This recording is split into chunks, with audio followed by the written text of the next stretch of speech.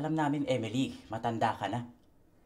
Pero ayaw namin na sirain mong pangarap mo dahil dito. Hindi dapat yan.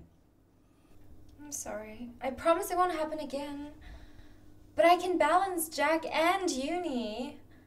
I mean, just give him a chance. Bahala ka. Sige. Pero wag mong sisiraan ng tiwala ko sa'yo, Emily, ah. Tatandaan mo yan.